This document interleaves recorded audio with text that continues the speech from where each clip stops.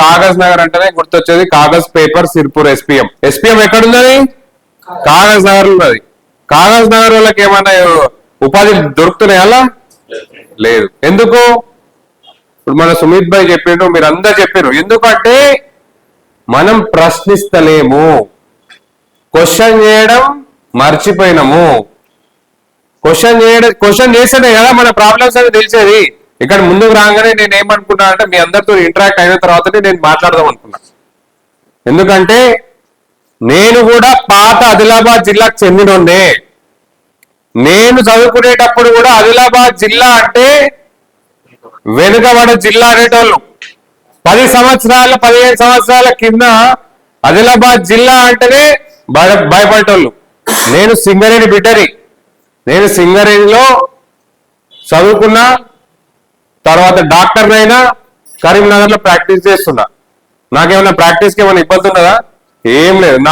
నా భార్య కూడా డాక్టరే, నాకు 2 పిల్లలు, వాళ్ళు మంచిగానే ఉన్నది. నా ప్రాక్టీస్ కూడా చాలా ఎక్స్పాన్షన్ ఉన్నది, మంచిగానే ఉన్నది. కాకపోతే ఇటువంటి డిసిజన్ తీసుకొని రిస్క్ తీసుకొని ఎందుకు వచ్చినా?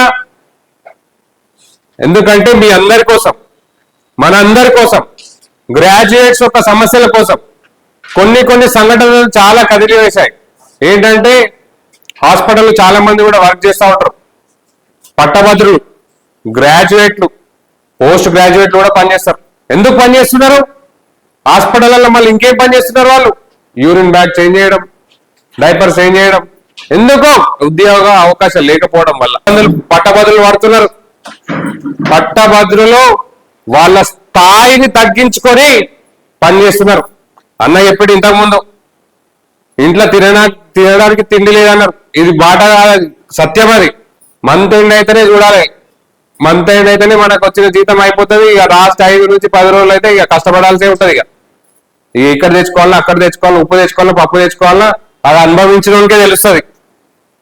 అందరూ కూడా ఎవరైతే పట్టభద్రులు ఉన్నారో చాలా ఇబ్బందులు ఉన్నారు. ఎందుకు ఇట్లున్నది? మనం ఏం చేయొచ్చు?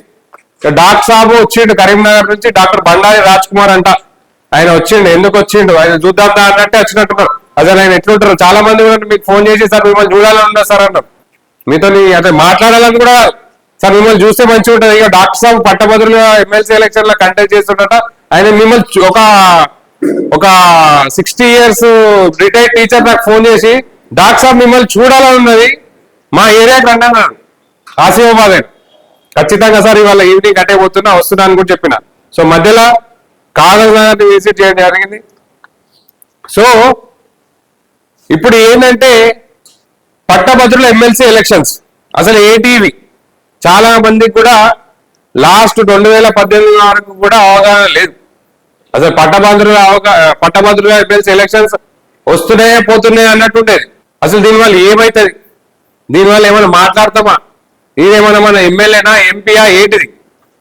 ఇది పట్టభద్రుల ఎమ్మెల్సీ అంటే, పట్టభద్రులు అంటే డిగ్రీ హోల్డర్స్. మీరంతా ఎవరైతే డిగ్రీ చదువుకున్నారో వాళ్ళంతా, వాళ్ళని రిప్రజెంటేషన్ చేయడానికే మన ఎగువ సభల మన వాయిస్ వినిపించడానికి పట్టభద్రులందరూ కలిసి సమస్యలు ఉన్నాయా, లేకపోతే ఇంకెవరైనా అడ్వకేట్స్ కానీ వాళ్ళందరి సమస్యలు ఉన్నాయా, వాళ్ళు మాట్లాడుకోవడానికి పెట్టిన సభ. ఇప్పుడు ఏమైతుంది? రాజకీయ పార్టీలు, ఎమ్మెల్యే ఓడిపోయిన వాళ్ళు, ఎంపీ ఓడిపోయిన వాళ్ళు చెప్పండి. ఎవరికైనా ఫీజు తక్కువ అంటే తీసుకున్నాడా? ఇప్పుడు వచ్చి నేను సేవ చేస్తా అంటే మనం పట్టభద్రులు ఏమన్నా నమ్ముతారా? నువ్వు ఇంతకుముందు ఏమైనా చేసినావా? నువ్వు కోట్లు సంపాదించుకొని అవే కోట్లు గుమ్మరించుకొని సీటు అనుకొని వచ్చి ఇప్పుడు ఎమ్మెల్సీగా కంటెస్ట్ చేస్తున్నావు. నువ్వు కంటెస్ట్ చేసి సరే మా పట్టభద్రులంతా నీకు ఓటైతే నువ్వు ఏం చేస్తావు? రేపన్నాడు కలుస్తావా? మమ్మల్ని కలుస్తావా? ఇప్పుడు 100 కోట్లు ఉన్నోడికి 1000 కోట్లకే చూస్తావు. లేకపోతే ఏదైతే నీకు పైసలు లేవు వాటి కాపాడుకోవడానికి ఇక్కడికి వస్తున్నావు. అవునా కాదా? అంతేనా కాదా? ఇప్పుడు ఆయన ఇంతకుముందు సేవ చేసి ఏమైనా విద్య ఉచితంగా ఇచ్చిండు అంటే మనం పట్టభద్రులంతా ఆలోచించి ఆయన ఓటేయాలనుకుంటారు. కాకపోతే సడన్ గా వచ్చి నేను పోటీ చేసి గెలిచి మీకు అన్ని చేస్తా అంటే పట్టభద్రులు నమ్మే పరిస్థితులు ఉంటారా? నమ్ముతారా? ఇంకొకరు వస్తారు. అశోక్ నగర్, హైదరాబాద్ అశోక్ నగర్ చాలా మంది కూడా అన్నట్టు ప్రిపరేషన్, నిరుద్యోగత ఇక వాళ్ళ బాధలు అయితే ఇక మనకన్నా జీతం వస్తుంది కానీ వాళ్ళకి జీతం కూడా రాదు. వాళ్ళు కూడా ఆలోచించాలి. ఏజ్ గడిచిపోతా ఉంటది, అదే ఏరియాలో బుక్కులు పట్టుకుంటూ చదువుకుంటుంటాం. గవర్నమెంట్ ఉద్యోగాలు వస్తేనే నేను నా ఊరికి వస్తా, నా కాగజ్ నగర్కి వస్తా, వచ్చి మా చుట్టాలకు మొఖం చూపెట్టుకుంటాని అక్కడ వందల కొద్ది హైదరాబాద్ లో తిండికి లేక టికానాకి లేక చదువుకుంటూ కూర్చున్నారు. ఎందుకు? మనకేమన్నా గవర్నమెంట్ జాబ్లు వస్తాయని. వచ్చినాయా? ఈ గవర్నమెంట్ వచ్చినాక ఏమనుకున్నా జాబ్లు వచ్చినాయా? లేదు. ఇంకోటి జాబ్ క్యాలెండర్, జాబ్ క్యాలెండర్ ఏదైతే పెట్టిన గవర్నమెంట్ పెట్టిందో అది శుద్ధ వేస్ట్. ఎక్కడైనా 2 క్యాలెండర్లు ఉంటాయా? కానీ ఈ గవర్నమెంట్ 2 క్యాలెండర్లు ఇస్తుంది. ఇప్పటి వరకే వాళ్ళు ఇచ్చిన క్యాలెండర్లలో ఎగ్జామ్స్ అయిపోవాలి.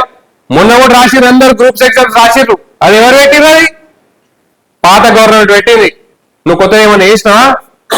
నువ్వు పెట్టిన పాత గవర్నమెంట్ గ్రూప్ 1 ఎగ్జామ్ పెట్టిన దానికే రిజల్ట్ దిక్కలేదు. ఇక్కడ వరకు రిజల్ట్ ఇచ్చింది, ఎప్పటికీ రిజల్ట్ లేదు.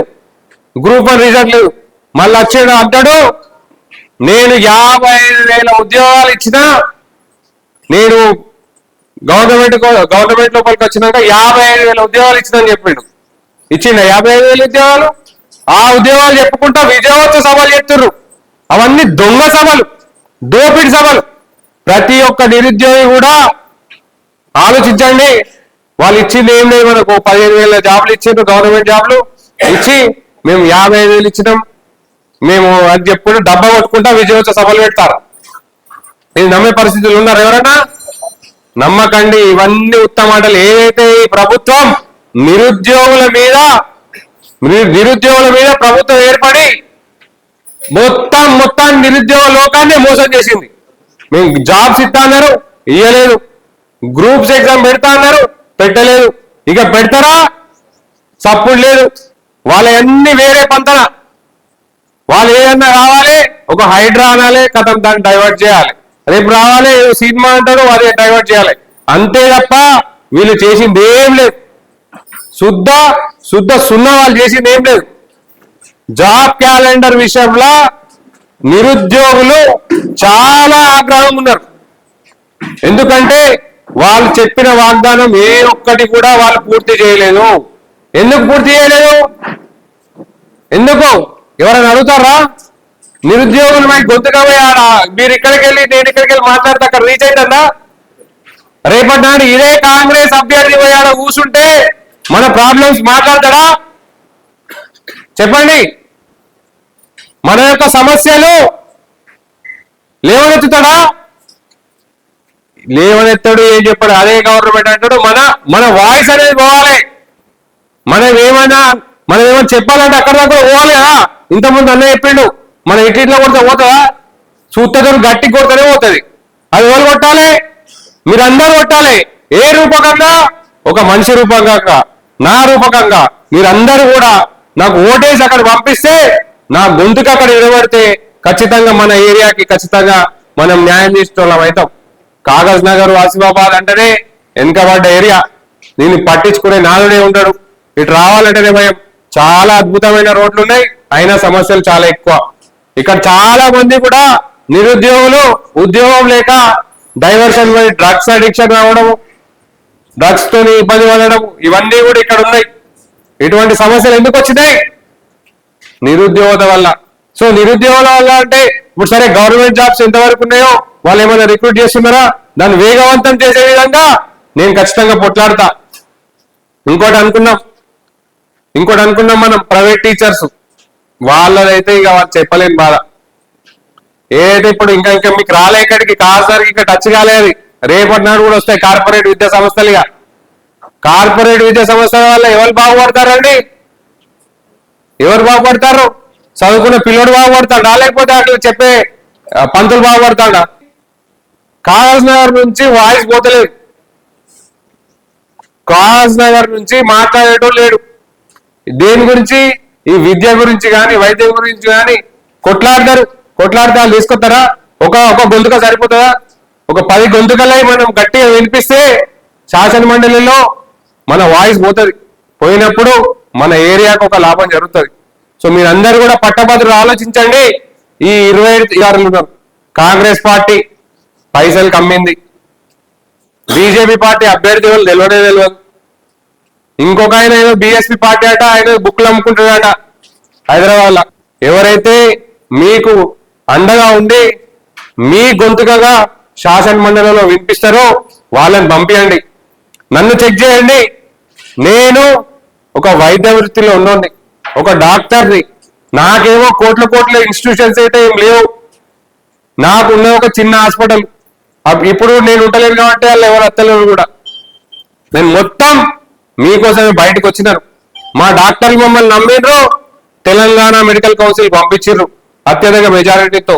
అదేవిధంగా మీ నిరుద్యోగులు కానీ, మీ పట్టభద్రులైన ఉద్యోగులు కానీ, కాంట్రాక్ట్ ఉద్యోగులు కానీ మీరందరూ కూడా నన్ను ఆశీర్వదించి ఎమ్మెల్సీ ఎలక్షన్స్ లో మొదటి ప్రాధాన్యత ఓటేసి పంపించండి.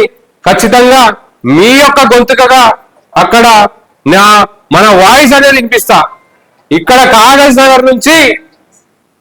నగర్ నుంచి ఏ ప్రాబ్లమ్స్ ఉన్నాయో ఇప్పుడు మేము తీసుకున్నాం. ఖచ్చితంగా ఇవి నోట్ చేసుకొని రేపటి నాడు మీరు అందరూ కూడా ఆశీర్వదిస్తే మన వాయిస్ అనేది అక్కడ వినిపిస్తాం. ఆలోచించండి, మళ్ళీ ఒకసారి చర్చ పెట్టండి. అరే ఎమ్మెల్సీ ఎలక్షన్స్ వస్తున్నాయట, అరే ఎవరెవరు క్యాండిడేట్లను ఒకసారి ఆలోచించండి. అరే ఈ పార్టీలతో సంబంధం ఏంది? ఇదేమన్నా జనరల్ ఎలక్షన్స్ అవి? పార్టీలు మద్దతు ఇస్తే వాళ్ళకంటే ఓట్లు ఇస్తారట. ఇది వ్యక్తికి సంబంధించిన ఎలక్షన్స్. మొన్నటి దాకా టికెట్ రావడం కోసం కొట్లాడుకున్న వాళ్ళంతా పైసలు పెట్టుకొని కొనుక్కొని వచ్చారు. వాళ్ళకి మళ్ళా మీరు గెలిపిస్తారా? వేస్తారా వాళ్ళ కోట్లు? ఇది వ్యక్తికి సంబంధించిన ఎలక్షన్స్. మీరు చూడండి, ఎవరైతే మన గొంతుకగా వినిపిస్తారో వాళ్ళని ఎన్నుకోండి, వాళ్ళని ఎగువ సవాళ్ళకు పంపించండి, ఎమ్మెల్సీకి పంపించండి. మీరందరూ కూడా నాకు తెలుసు కాగజ్ నగర్ అంటేనే చైతన్యవంతమైన ప్రజలు. మీరు మళ్ళొకసారి ఆలోచించి ఒక చర్చ పెట్టి మీరందరూ డిస్కస్ చేయండి. అరే రాజ్ కుమార్ సార్ వచ్చిండట, ఏదో చెప్పిండట, పోయిండట అని మాట్లాడుకోండి, మాట్లాడి చెప్పండి. మనం ఎవరు మాట్లాడుతున్నారు? ఇప్పుడు ప్రభుత్వానికి ఒక వాయిస్ పోవాలంటే ప్రభుత్వంలో ఉన్నోడైతే ఏముండదు, వాడు తానా అంటే తన్నాను అనుకుంటా కూర్చుంటారు తప్ప వాడు మాట్లాడుతూనే ఉండడు. ఇప్పుడు ఆలోచించండి, ఎవరైతే ప్రభుత్వానికి ఎగనెస్ట్ గా మాట్లాడుతున్నారో వాళ్ళకి పంపించండి. ఎందుకంటే మన వాయిస్ అనేది అక్కడ పోవాలి. మళ్ళీ వాళ్ళకి ఛాన్స్ ఇస్తే ఏమవుతుంది? మళ్ళీ అంతే తానా తన్నానా మళ్ళీ అచ్చడే ఉండదు. ఇంకొకరు పెద్ద ఫ్లెక్సీలు పెట్టి పెద్ద సభలు నిర్వహిస్తే ఓట్లు పడతాయి అనుకుంటారు. 100% కాదు. పట్టభద్రులందరూ కూడా చైతన్యవంతులు. వాళ్ళకి తెలుసు ఎవరైతే వాళ్ళ ప్రాబ్లమ్స్ మీద కొట్లాడతారో, ఎవరైతే మాట్లాడతారో వాళ్ళని ఎన్నుకుంటారు. మీరు చూడండి, నేను మేనిఫెస్టో ఒక 5 పేజీలు రాసిన. ఫస్ట్ అరే ఇట్లా మేనిఫెస్టో 5 పేజీలు రాస్తే చాలా మందికి రీచ్ కాదని చెప్పి దాన్ని కుదించి దాన్ని తక్కువ చేసి పెట్టిన. ఎందుకంటే మీరు అడగండి, మీ ఏ ఒక్క అభ్యర్థి మిమ్మల్ని వచ్చి ఓటు అనేది అడగండి, నీ మేనిఫెస్టో ఏందని చెప్పారు. ఫస్ట్ అసలు నీ మేనిఫెస్టో ఏందని చెప్పారు. నా మేనిఫెస్టో ఓన్లీ పార్టీ అంటారు తప్ప వాళ్ళు ఏం లేదు. సో మీరందరూ కూడా ఆలోచించండి. ఈ 27 తారీఖు రోజు మనకు ఎలక్షన్స్ ఉన్నాయి. 8 గంటల నుంచి 4 గంటల వరకు. డాక్టర్ బండారి రాజ్ కుమార్ అనే నన్ను మీరందరూ కూడా ఆశీర్వదించి ఆ రోజు మొదటి ప్రాధాన్యత ఓటు ఒకటే వేయండి. ఓటు మళ్ళీ ఇంకెవరికి వేయకండి. ఒకటే వేసి దాన్ని బ్యాలెట్ పేపర్లో పెట్టండి. ఎందుకంటే చాలా మంది మిస్టేక్ చేస్తారు. 2, 3 ఓటేసి మళ్ళీ 4, 5, 2, 3 ఏంటంటే ఒకటి పెట్టి అది బ్యాలెట్ పేపర్లో వేసేయండి ఖచ్చితంగా. ఎందుకంటే నేను ఒక్కనే కొట్లాడుతున్నాను. మనకి ఏదైతే జాబ్ క్యాలెండర్ ఉందో దాని మీద కొట్లాడుతున్నాను. ఇంకొకటి జియో 29, జియో 55 వల్ల ఎస్సీ ఎస్టీ బీసీ మైనారిటీ బిడ్డలకు చాలా అన్యాయం జరిగింది. జియో 46 ఇక్కడ నుంచి చాలా మంది కూడా కానిస్టేబుల్ పోస్టులకు పోయినరు కానీ రాలేదు. చాలా మంది బాధపడ్డారు. వారంతటి కూడా చాలా అన్యాయం జరిగింది. జియో 46 కూడా ఎగదేశం కూడా మీ అందరికీ చెప్తున్నాను, దానికి కూడా నిలబడి నేను కొట్లాడుతానని చెప్తున్నాను. అందుకే మీరు ఆలోచించి నన్ను ఆశీర్వదించాలి అని కోరుకుంటూ ఈ ఛాన్స్ ఇచ్చినందుకు ప్రతి ఒక్క పట్టభద్రుని కూడా నా పాదాభివందనాలు. ఆసిఫాబాద్ మెడికల్ కాలేజ్ పెట్టేది కానీ ఆడ ఫ్యాకల్టీ నింపడంలో విఫలమైంది గవర్నమెంట్. సో ఇటు ఒక మంచి సూపర్ స్పెషాలిటీ హాస్పిటల్ పెట్టి వైద్య సేవలు కూడా మనం విస్తరింపగలిగితే మాత్రం ఈ యొక్క మారుమూల ప్రాంతమైన కాగజ్ నగర్ కానీ ఆసిఫాబాద్ జిల్లా కానీ మనం ఖచ్చితంగా న్యాయం చేసిన వాళ్ళు అవుతాం. ఖచ్చితంగా ఒక హాస్పిటల్ పెడితే మాత్రం ఇక జనసాంద్రత కూడా పెరుగుతుంది. ఇక్కడ మీరు అన్నట్టు ఇక్కడ వాళ్ళంతా పోయి అక్కడే చదువుకుంటారు. మీకు ఓటు ఎక్కడ ఉందంటే కాదు, నువ్వు ఎక్కడ ఉన్నావంటే హైదరాబాద్ అంటారు. ఆడ అశోక్ నగర్లల్లా కూర్చొని చదువుకుంటూ మాత్రం చాలా ఇబ్బందులు పడుతున్నారు. ఇంకొకటి స్కిల్ డెవలప్మెంట్ ప్రోగ్రామ్స్ కూడా పెరిఫరీకి తీసుకురావాలని పెట్టినాం. కెరియర్ గైడెన్స్ అంటే ఏంటంటే ఈ మధ్య కొంచెం బీటెక్ చదివి ఎంకామ్ చదివి కూడా పోయి హాస్పిటల్లో పనిచేస్తారు, లేకపోతే వేరే కోర్సులు చేస్తారు, పోయి ఎటో పోతున్నారు. ఇదేంటంటే మెడికల్ ఫీల్డ్ ఎక్కువ ఉంటుంది. వాళ్ళు ఎంకామ్ చదువుతారు, బీఈడీ చదువుతారు, లాస్ట్కి వచ్చి ఏంటంటే హాస్పిటల్ రిసెప్షన్లలో పనిచేస్తారు పట్టభద్రులు అంతా కూడా. సో హాస్పిటల్లో జాబ్ రిక్వైర్మెంట్ ఉన్నది. సో ఎవరైతే వాళ్ళకు ఉన్నారో కొంచెం స్కిల్ డెవలప్మెంట్ చేసి వాళ్ళకు మనం ఆ దారి చూపెడితే మాత్రం మనకు కొంచెం మంచి గౌరవప్రదమైన వేతనం వస్తుంది. చాలా మంది మెకానికల్ చేస్తారు, మళ్ళీ వేరే జాబ్ షిఫ్ట్ అవుతారు. సో పట్టభద్రులు అందరూ కూడా ఎందుకంటే జాబ్ ఆపర్చునిటీస్ లేక బాగా ఇబ్బందులు పడుతున్నారు. సో ఇప్పుడు కూడా ఏంటంటే ఈ ప్రైవేట్ సెక్టార్ని కూడా మనం కొంచెం ఇంక్రీజ్ చేస్తే వాళ్ళకు కూడా కొన్ని జాబ్స్ వస్తాయి. ప్రైవేట్ సెక్టార్లో ఏమైనా ఇండస్ట్రీస్ చేయడం కానీ అంతా హైదరాబాద్ కాకుండా మన కాలాలలో పెట్టుకుంటే నయం కదా, మన ప్రజలకు చెందుతుంది కదా అది. ఎందుకంటే రిక్వైర్మెంట్ ఉన్నది, ఇక్కడ జాబ్ నిరుద్యోగత ఎక్కువ ఉన్నది కదా అట్లా. సో ఇట్లాంటి ఏమైనా ప్రైవేట్ రంగంలో పెట్టుబడులు మన సైడ్ తీసుకొస్తే మాత్రం మనకు చాలా మేలు అవుతుంది. ఈ ఏరియా అయినా కాగజ్ నగర్ అయినా లేకపోతే ఆసిఫాబాద్ అయినా కూడా వాళ్ళందరూ కూడా యూస్ఫుల్ ఉంటుంది. ఇంకో విషయం ఏంటంటే ఈ జియో 29 ఒకటి జియో 55 వల్ల చాలా అన్యాయం జరుగుతుంది. చాలా మంది కూడా ఇటు పడ్డ వాళ్ళంతా కూడా ట్రైబల్స్ ఉంటారు కాబట్టి వాళ్ళకి చాలా యూజ్ అవుతుంది. So SC ST BC minority పిల్లలు చాలా ఇబ్బంది పడుతున్నారు. సో దానివల్ల జియో 55 జియో 29 కూడా ఎగనెస్ట్ కూడా మేము మేనిఫెస్టోలో చేర్చడం జరిగింది. ఇంకోటి ఏంటంటే ఇక కాంట్రాక్ట్ ఉద్యోగులు ఇక వాళ్ళ బాధలు చెప్పక్కర్లేదు. జీతం ఒక నెల వస్తుంది, 6 నెలలు రాదు, మళ్ళీ అప్పులు చేయాలి, పోయి దానికి వడ్డీలు కట్టాలి, దాని తర్వాత ఎప్పుడో వస్తుంది ఆ జీతం అంతా అటే పోతుంది. సో కాంట్రాక్ట్ ఉద్యోగులు కూడా రెగ్యులరైజేషన్ చేసే విధంలో సో చాలా మంది కూడా కాంట్రాక్ట్ ఉద్యోగులు హాస్పిటల్లో ఉంటారు, మున్సిపాలిటీలలో ఉంటారు. వాళ్ళు ఎందుకంటే వెయిటేజ్ ఇస్తే వాళ్ళకు ఒక 5 years కంటిన్యూస్ చేస్తున్నారు అనుకుంటే వాళ్ళ గవర్నమెంట్ అబ్జర్వ్ చేసుకుంటే మాత్రం మనకు బాగానే ఉంటది. సో ఇవన్నీ చాలా మంది కూడా హెల్త్ ఇన్సూరెన్సెస్ కూడా మేము పెట్టడం జరిగింది. హెల్త్ ఇన్సూరెన్స్ కూడా మేము దాని మీద కూడా ఫైట్ చేస్తున్నాము. ఎవరైతే పట్టభద్రులు ఉన్నారో వాళ్ళకి రావాలని. అండ్ ఇంకొకటి మంచి క్వశ్చన్, ఇంతకుముందు ఎవరో నిరుద్యోగ వృత్తి అన్నారు. నిరుద్యోగ వృత్తి అని చెప్పిన ఎవరికైనా వచ్చిందా నిరుద్యోగ వృత్తి? ఎటువైపు కాదు ఫామ్ హౌస్ ఎప్పుడు పట్టుకునేది అది కాదు. ఇప్పుడు అంతా ఇప్పుడు అది అయిపోయింది. నిరుద్యోగ వృత్తి అని వీళ్ళు కూడా చెప్పారు, కొత్త అధికారంలో ఉన్న వాళ్ళు చెప్పారు. ఎక్కడ పోయినది? ఎటువైంది? కాంగ్రెస్ అనే కాకెత్తుకపోయింది అంతేనా? వాళ్ళు చెప్పారు మేము నిరుద్యోగ వృత్తి 3,000 ఇస్తాను, మేము 4,000 ఇస్తాను. ఏమన్నా వచ్చినాయా? 1000 వచ్చిందా? రాలే.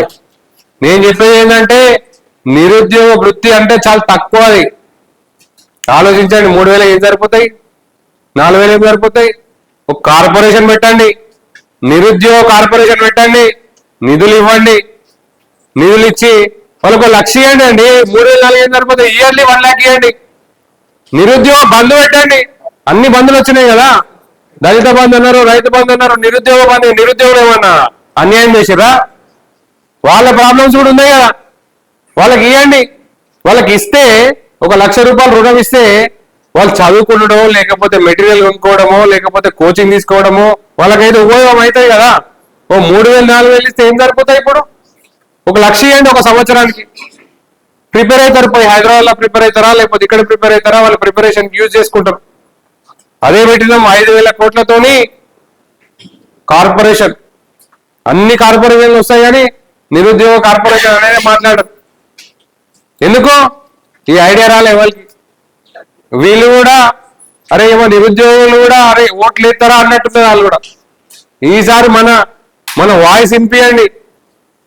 నిరుద్యోగుల మీదనే గవర్నమెంట్ వచ్చింది, 100కు 100% నిరుద్యోగుల మీదనే ఈ గవర్నమెంట్ వచ్చింది. వచ్చినాక మొత్తం పూర్తిగా మర్చిపోయింది వాళ్ళని. ఈసారి కూడా ప్రతి ఒక్క నిరుద్యోగం ఏమంటున్నాడు, మీ అందరినీ కూడా ప్రతి ఒక్కరిని కూడా ఈ 27వ తారీఖు మర్చిపోయి, నా పేరేంటి, బండారి రాజ్ కుమార్ కి ఓటేయండి, గెలిపియండి. Thank you very much. Placement ఇస్తే బాగుంటుంది, అలా ట్రై చేయండి.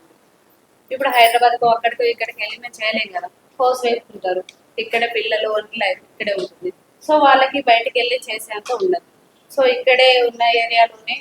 ఇప్పుడు ఎస్పీఎం ఉంది, అదర్ హాస్పిటల్స్ ఉన్నాయి, గవర్నమెంట్ హాస్పిటల్స్, అందులో అయినా మీరు కోచింగ్ ఇచ్చి మాకు జాబ్ పెట్టేయాలి. డెఫినెట్లీ మేడం, ఇంతకుముందు కూడా మేము డిస్కస్ చేసినాము. ఏదైతే skill development programmes, skill development Hyderabad వరకే పరిమితమైనాయి, అవి మనకు ప్రతి ఒక్క డిస్ట్రిక్ట్ హెడ్ క్వార్టర్స్ లో ఉండాలి. మర్చిపోయారు మేడం, ఇక్కడ మాట్లాడే మర్చిపోయినారు. ఎవరైతే కొమరంభీం ఆసిఫాబాద్ అంటేనే వెనుకబడ్డ జిల్లా అనుకోని మొత్తం మర్చిపోతారు. మేము కూడా అదే చెప్పినాం. సార్ కూడా ఇంతకుముందు రిప్రజెంటేషన్ ఇచ్చి యూనివర్సిటీ పెట్టాలంటున్నాడు. ప్లస్ ఏంటంటే ఆ విద్య ఏదైతే బీటెక్ కాలేజ్ లేదు, బీఈడి కాలేజ్ పెట్టాలి. ఇట్లా అట్ ద సేమ్ టైం మనం స్కిల్ డెవలప్మెంట్ సెంటర్స్ కూడా పెట్టుకుంటే చాలా యూస్ఫుల్ అవుతుంది.